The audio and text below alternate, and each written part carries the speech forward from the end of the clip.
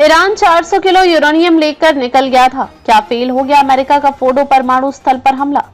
Trump अब क्या करेंगे? ट्रंप प्रशासन बीते कई दिनों से अमेरिका के इजरायल ईरान युद्ध में भूमिका को लेकर गहन विचार कर रहा था।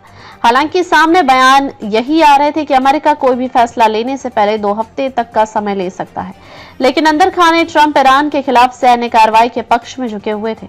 अमेरिका के राष्ट्रपति डोनाल्ड ट्रंप ने ईरान के सबसे सुरक्षित परमाणु स्थल फोर्डो को ध्वस्त करने का दावा किया है, लेकिन अमेरिका के सीनियर अधिकारियों ने स्वीकार किया है कि उन्हें इस बात की कोई जानकारी नहीं है कि ईरान ने परमाणु बम बनाने लायक जो यूरेनियम जमा किए थे वो आखिर कहां है। रविवार को प्रेस कॉन्फ्रेंस में अमेरिका के रक्षा मंत्री पीट हेगसेथ और joint chief of staff Dan Caine ने ही डोनाल्ड ट्रंप के दावों पर पानी फेर दिया है। उन्होंने कहा कि यूएस एयरफोर्स के B-2 बॉम्बर्स और नौसेना के टॉम हॉक मिसाइलों ने ईरान के 3 परमाणु स्थल पर हमले किए थे, जिसमें दिखाया गया था कि फोर्डो परमाणु स्थल पर 30,000 पाउंड के बंकर बस्टर गिरने की वजह से कई छेद हैं। लेकिन इजरायली सेना की शुरुआती रिपोर्ट में भी कहा गया है कि परमाणु स्थल को नुकसान तो भारी पहुंचा है, लेकिन पूरी तरह से नष्ट नहीं हुआ है। न्यूयॉर्क टाइम्स ने इजरायल के 2 अधिकारियों के हवाले से कहा है कि ये दिखाने के लिए पर्याप्त सबूत हैं कि ईरान ने हाल के दिनों में फोर्डो न्यूक्लियर साइट से कई संवेदनशील उपकरण और यूरेनियम हटा दिए हैं। इसके अलावा ट्रंप की हालिया धमकियों की वजह से ईरान ने 60% शुद्धता तक समृद्ध 400 किलोग्राम यूरेनियम हटा दिया है।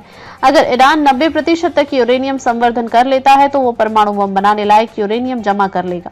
अंतर्राष्ट्रीय परमाणु ऊर्जा एजेंसी के प्रमुख राफेल मारियानो ग्रोसी ने संयुक्त राष्ट्र के ऑब्जर्वर्स को बताया है कि उनकी टीम ने आखिरी बार ईंधन को इजरायली हमला शुरू होने से करीब 1 हफ्ते पहले देखा था, लेकिन उन्होंने CNN से बात करते हुए कहा है कि ईरान ने यह कोई रहस्य नहीं बनाया है कि उन्होंने इस सामग्री की सुरक्षा की है। अधिकारियों से जब पूछा गया कि क्या ईरान यूरेनियम ईंधन का भंडार जो करीब 10 ट्रक में आएगा उसे हटा लिया है, उन्होंने कहा कि हाँ। CNN ने बताया कि अमेरिकी राष्ट्रपति डोनाल्ड ट्रंप ने ईरान पर हमले का फैसला काफी देर से लिया है।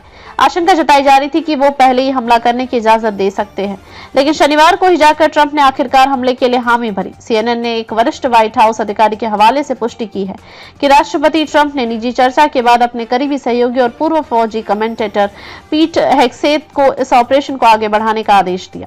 ट्रंप प्रशासन बीते कई दिनों से अमेरिका के इजरायल ईरान युद्ध में भूमिका को लेकर गहन विचार कर रहा था। हालांकि सामने बयान यही आ रहे थे कि अमेरिकी कोई भी फैसला लेने से पहले 2 हफ्ते तक का समय ले सकता है, लेकिन अंदर खाने ट्रंप ईरान के खिलाफ सैन्य कार्रवाई के पक्ष में झुके हुए थे। इस बीच उनके विशेष दूत स्टीव विटकॉफ अभी भी राजनयिक प्रयासों में जुटे थे, लेकिन CNN ने कहा है कि उनकी डिप्लोमेटिक कोशिशों के बीच ही सैन्य हमले का फैसला लिया गया। ट्रंप के आदेश पर जिन ठिकानों को निशाना बनाया गया वे ईरान के संवेदनशील परमाणु कार्यक्रम से जुड़े माने जाते हैं, खासकर Fordow nuclear site. White house का यह मानना है कि ईरान अपने परमाणु कार्यक्रम को हथियारों की दिशा में तेजी से बढ़ा रहा है और इसे रोकना जरूरी था।